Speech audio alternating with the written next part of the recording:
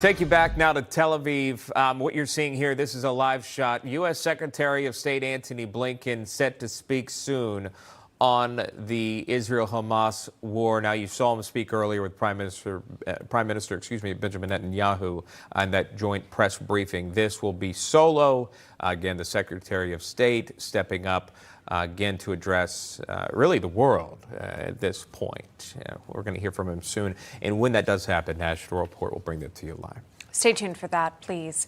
Meantime, Israel Defense Forces saying the terror group Hamas is no longer in control of parts of Gaza.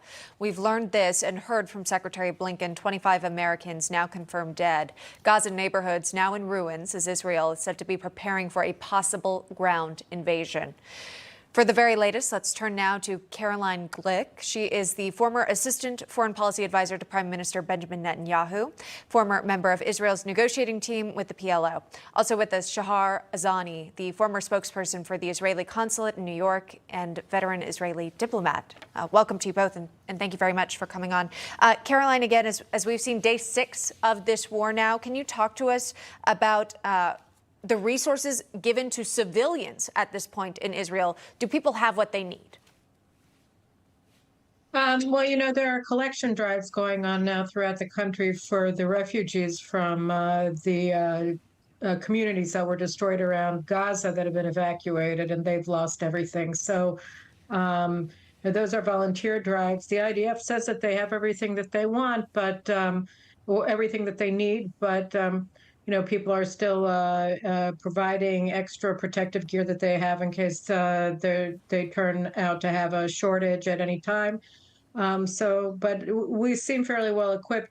The things that we mainly need in our communities are more rifles. There's been a lot of talk about Hamas has been inciting, calling for the Arabs of Israel and for the Arab Israeli citizens, and also for the Palestinians in Judea and Samaria to attack the Jews and to invade along the lines of what they did in southern Israel, Jewish communities here. So you have, like where I live, all the entrances are sandbagged and everything is sort of ready for that. But, I think the army is at least they're very aware of what's happening now. Nobody's going to be taken by surprise. And I think that if anybody tries that sort of thing, they'll be taken by surprise by the response. But, the civilian civil guards probably could use some more rifles. But aside from that, and that's only in some communities.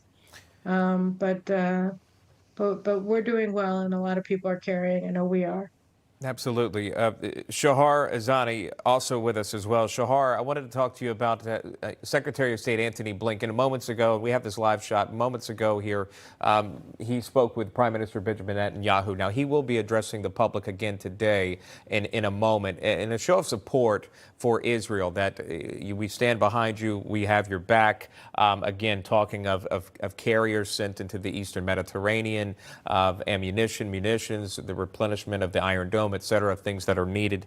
Shahar, what do you hope to hear from the Secretary of State as it represents Israel's strongest ally?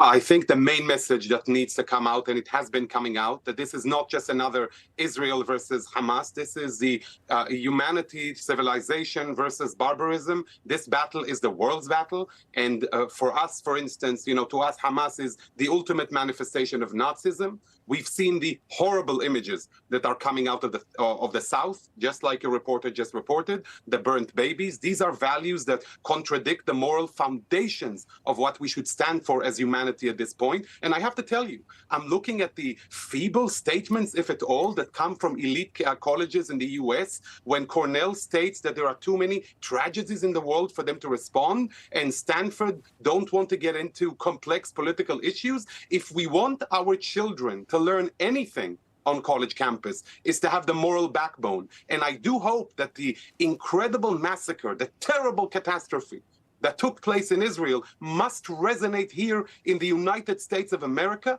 where steps must be taken. No longer can quiet be allowed, because I have to tell you, for us Israelis, we've always known that Hamas is Nazi and that's what they want to do to us. But for some reason, I don't know why, maybe we had a hope, maybe we thought that maybe it's possible to contend with them, that if we allow them to live, that they're like us. We made a huge mistake to understand who they are, because when somebody's telling you who they are, believe them. So when we're talking about college campuses here, when we're seeing demonstrators in Times Square promoting Nazi symbols, supporting a Nazi organization, there can't be any tolerance.